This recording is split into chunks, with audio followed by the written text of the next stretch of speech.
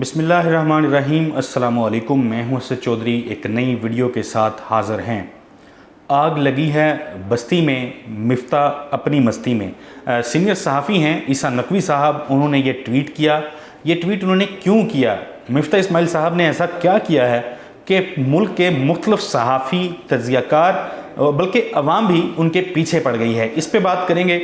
और दूसरा, आपको इस वीडियो के अंदर मैं बताऊंगा कि Shaukat Khanum Memorial Cancer Hospital जो है उससे मुतल्लिक मिफ्ता इस्माइल का कोई ट्वीट, उन्होंने कौन सा ट्वीट किया था जिसके बाद लोगों ने बड़ी तादाद में, लाखों नहीं बल्कि करोड़ों रुपए तक ये सिलसिला चला गया है। शौकत खानम को पैसे भेजने का जो सिलसिला है वो शुरू हो चुका है। तफसील आपको बताता हूँ। ईसा नकवी ने जो ट्वीट किया कि आग लगी है बस्ती में, मिफ्ता अपनी मस्ती में, ये ट्वीट बेसिकली उन्होंने उनकी जो रिसेंट एक प्रेस टॉक थी जिसमें उन्होंने खुद को बदकिस्मत करार देते हुए कहा था कि जी इसमें कोई शक नहीं है कि महंगाई जो है वो बहुत ज़्यादा बढ़ चुकी है, बल्कि बढ़ रही है।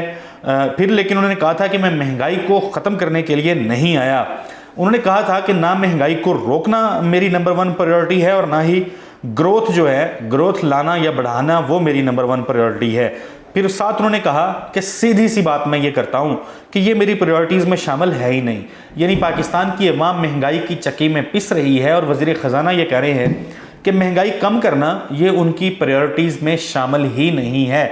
तो इस पे उन्होंने लिखा था जो मैंने आपको बताया कि आग लगी है बस्ती में, मिफ्ता अपनी मस्ती में। अब मिफ्ता साहब ने एक और जो कार्रवाई डाली है वो ये कि दुनिया भर में आलमी मार्केट में जो पेट्रोलियम प्राइसेस हैं वो कम हो रही हैं, जबकि पाकिस्तान में ये कीमतें मुसलसल बढ़ाई जा रही हैं। इमरान खान साहब के दौर में कीमतें बढ़ रही थीं तो बढ़ाई जाती थीं। यही हुकूमत, यही मिफ्ता इस्माइल और मौजूदा जो लोग हैं हुकूमत के, ये तनकीद किया करते थे। अब आलमी मंडी के अंदर, आलमी मार्केट के अंदर पेट्रोलियम प्राइसेस जो हैं वो कम हो रही हैं, लेकिन अवाम के ऊपर जो है उनका बोझ वो मुसलसल उसको बढ़ाया जा रहा है। अवाम को सस्ता पेट्रोल, सस्ता डीजल देने की बजाय कीमतें जो हैं वो फिर बढ़ाई जा रही हैं। अब गुज़िश्ता रोज़ हुकूमत ने ऐलान किया पेट्रोल प्राइसेस तो 3 रुपये उन्होंने कम कर दी, लेकिन डीजल की जो प्राइसेस हैं वो उन्होंने 9 रुपये फ़ी लीटर जो है वो महंगा कर दिया।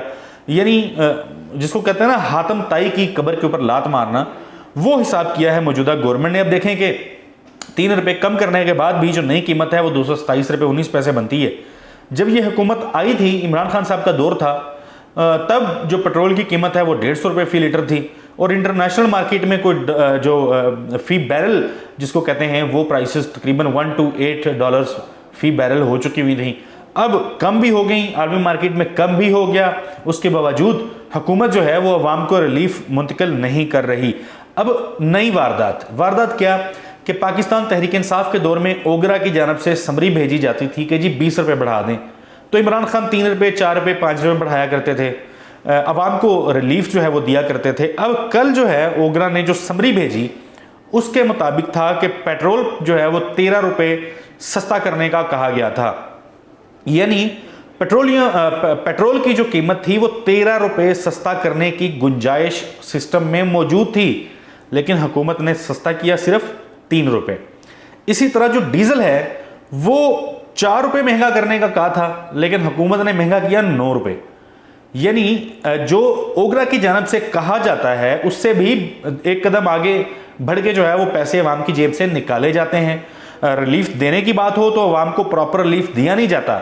सस्ता करने की बात हो, महंगा करने की बात हो तो जितना ओगरा की जानब से तजवीज़ किया जाता है उससे ज़्यादा महंगा कर दिया जाता है। इस तरीके से अवाम के ऊपर जो है बोझ डाला जा रहा है। डॉलर, उसकी प्राइस जो है वो कंट्रोल में नहीं आ रही। अब पता नहीं डॉलर की प्राइस कंट्रोल करना भी शायद मिफ्ता इस्माइल साहब की प्रायोरिटीज़ में शामिल नहीं है। 250 रुपये पे ओपन मार्केट के अंदर डॉलर जो है वो फ़रोख्त हो रहा है और इस वजह से, डॉलर की वजह से जो अद्वियात है, मेडिसिन है, उसकी कीमत भी बढ़ गई है। तकरीबन 300% तक इजाफा जो है वो देखने को आया है अद्वियात की कीमतों के अंदर। लेकिन वज़ीर ख़जाना साहब जो हैं उनकी चूँकि ये प्रायोरिटीज़ में शामिल नहीं है। अवामी रिलीफ, अवाम को रिलीफ देना उनकी प्रायोरिटीज़ में शामिल नहीं है। उन्होंने खुद ये बात कर दी है। गुज़िश्ता महीने अभी 40 दिन बड़ी मुश्किल से हुए हैं, तो इसी हुकूमत ने 1050 अरब रुपए के नए टैक्सेस जो हैं वो लगाए थे। अभी 1 महीना यानी 40 दिन भी नहीं बल्कि 28-29 दिन हुए, अभी 1 महीना पूरा नहीं गुजरा, 30 अरब रुपए के नए टैक्सेस लगाने का कहा गया है।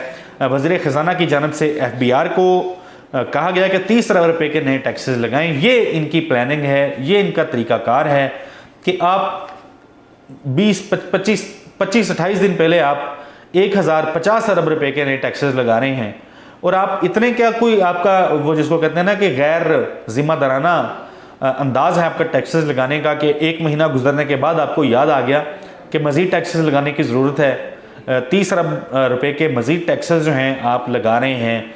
यानी जो बातें की जा रही थी कि इस हुकूमत को फिर मिनी बजट जो है पेश करना पड़ेगा, तो वो ठीक बातें थी। अब IMF के साथ डील की बात करें तो IMF के साथ डील के मामले पे वज़ीर ख़जाना जो हैं वो दौड़े लगाते रहे, कभी कहाँ जा रहे हैं, कभी कहाँ जा रहे हैं। हर रोज़ हमें बताया जाता था कि जी डील बस होने वाली है। अब आखिरी दफ़ा पेट्रोल बढ़ाया है, पेट्रोल बढ़ा दिया है, IMF की सारी बातें हमने मान ली हैं, तमाम शराइत कबूल कर ली हैं। उसके बावजूद जो है वो IMF से डील फाइनल नहीं हो पा रही थी, डील नहीं मिल पा रही थी। फिर बताया गया जी कि डील हो गई है, मुबारकबादें दी गई कौम को। वज़ीर आज़म साहब जो हैं वो ख़ताब करने कौम से आ गए, पेट्रोलियम मसनूआत की कीमतों पे वो ख़ताब करने के लिए आ गए, IMF के मामले में वो ख़ताब करने आ गए। लेकिन फिर हमने देखा कि आर्मी चीफ जो हैं जनरल कमर जावेद बाजवा, वो अमेरिका में रब्ता कर रहे हैं, उनको कह रहे हैं कि आप दबाव बढ़ाएं IMF के ऊपर, हमें जो है वो फौरी तौर पे फ़ंड जो है वो मुहैया किए जाएँ, कर्ज जो है वो मुहैया किया जाए। यानी मिफ्ता इस्माइल साहब इतने नाअहल हैं, इतने नाअहल वज़ीर ख़जाना हैं, किसी चीज़ पर उनका कंट्रोल नहीं है, तमाशा लगा के रखा हुआ है। डॉलर को कंट्रोल करना इनकी प्रायोरिटी में शामिल नहीं है, महंगाई कम करना इनकी प्रायोरिटी में शामिल नहीं है, ग्रोथ रेट बढ़ाना इनकी प्रायोरिटी में शामिल नहीं है। और भाई आपकी प्रायोरिटी में शामिल क्या है? आपने गरीब आदमी जो है उसका कचूमर निकाल के रख दिया है। आप क्यों बैठे हैं? एक गैर मुंतखब शख्स वजारत ख़जाना के ओहदे पे बैठा है, गैर मुंतखब अलहदा से ना अहल भी अलहदा है, अवाम के जख्मों पे नमक छिड़क रहा है, कह रहा है मेरी ये प्रायोरिटीज़ में शामिल नहीं है, और अवाम को भाषण दे रही है ये हुकूमत कि वो अवाम का दुख दर्द रखती है, खाक दुख दर्द रखती है ये हुकूमत। खैर मरियम नवाज साहिबा हैं, वो नए किस्म के टोपी ड्रामे कर रही हैं, वो ट्वीट डाल रही हैं मिफ्ता इस्माइल साहब फलाना टैक्स वापस ले लें, बिजली के बिल के ऊपर जो है टैक्स वापस लें, ताजर भाई परेशान हैं जी, शिकवे कर रहे हैं, उम्मीद है आप हल निकालेंगे। अब आपका वज़ीर ख़जाना है, आपकी जमात का वज़ीर ख़जाना है, उसे फ़ोन करके बताएं, पार्टी के इजलास के अंदर उसको रगड़ा दें, उससे पूछें आपको ये ट्वीट करके ये अवाम को खच बनाने की, अवाम के सामने खचे मारने की ज़रूरत ही नहीं है। आपको एक लम्हे के भी आपको इस तरह की ड्रामेबाजियां करने की ज़रूरत ना पड़े। आप उनको पार्टी मीटिंग्स के अंदर देना रगड़ा, सवाल करें उनसे, जवाब मांगे उनसे। आपके वज़ीर ख़जाना हैं, आपकी पार्टी के हैं, आपने लगाया है, आपके पापा और आपके चचा की जानब से उनको लगाया गया है। आप ट्वीट कर करके अवाम को भाषण दे रहे हैं, अवाम के जख्मों पे नमक छिड़क रहे हैं, और वो भी ट्वीट पे फिर जवाब दे रहे हैं जी मुझे वज़ीर आज़म ने भी कहा था ऐसा करने का। वज़ीर आज़म ने कहा था तो क्यों किया आपने इस तरह के फजूल किस्म के टैक्सेस आम आदमी पे क्यों लगाए जो आपको दूसरे दिन वापस लेना पड़ जाते हैं? आप कहते हैं जी 1050 अरब रुपए के टैक्सेस आपने लगा दिए, अब आपने बड़ा ज़बरदस्त बजट दे दिया है, 28 दिन नहीं गुजरते आपको दोबारा से फिर 30 अरब रुपए के टैक्सेस लगाने पड़ जाते हैं। तो ये आपकी प्लानिंग है। अब एक और काम इन्होंने किया, मिफ्ता इस्माइल साहब ने गुज़िश्ता रोज़ ट्वीट किया, इन्होंने इल्ज़ाम लगाया कि चंदे के पैसे, शौकत खानम के लिए जो पैसे इकट्ठे किए जाते हैं वो PTI के लिए इस्तेमाल किए जाते हैं। शौकत खानम को टारगेट करना मुस्लिम लीग नून का वतीरा रहा है। हमेशा ये शौकत खानम अस्पताल को टारगेट करते हैं, हमेशा से कोशिश करते हैं कि किसी ना किसी तरीके से उंगलियां उठाई जाएं, कीचड़ जो है वो उछाला जाए शौकत खानम मेमोरियल कैंसर अस्पताल के ऊपर।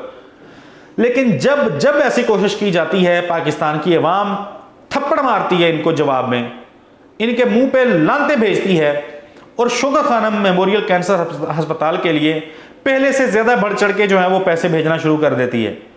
मिफ्ता इस्माइल साहब ने जो ट्वीट किया था इस हवाले से, जो इल्ज़ाम लगाया था, उसके ऊपर मैं आज देख रहा था उनके ट्वीट के जो जवाब दिए हुए थे अवाम ने। लोग कोई 10,000, कोई 20,000, कोई 50,000, कोई 1 लाख, बेशुमार लोग, सैकड़ों लोगों ने जो स्क्रीनशॉट्स हैं ट्रांजैक्शंस के वो ट्वीट किए हुए थे।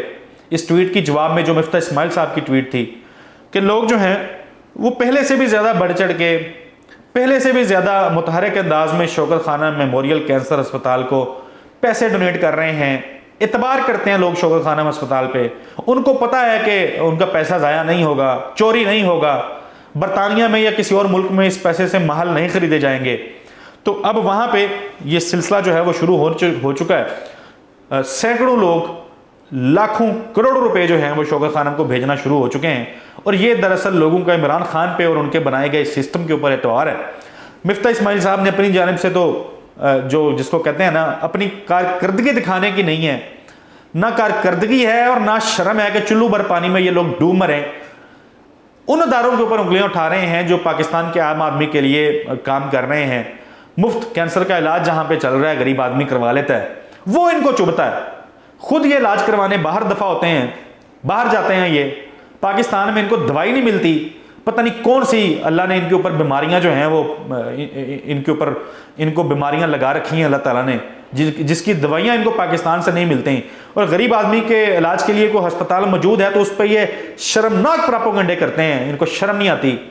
तो लोग अब पैसा देना शुरू हो गए हैं। बहुत सारे लोगों को मैंने देखा, सैकड़ों लोगों ने ट्वीट्स किए हैं। ये हैं मिफ्ता इस्माइल साहब, गैर मुंतखब शख्स है, जिसने पार्लियामेंट जाना ही नहीं है, जिसने अवाम के अंदर जाना ही नहीं है, जिसको फिक्र ही नहीं है कि उसने अवाम में जाना है, तमाशे लगा रहे हैं। अगेन ईसा नकवी साहब ने दुरुस्त कहा कि आग लगी है बस्ती में और मिफ्ता अपनी मस्ती में। अगली वीडियो तक के लिए मुझे इजाज़त दीजिए। अल्लाह हाफिज़।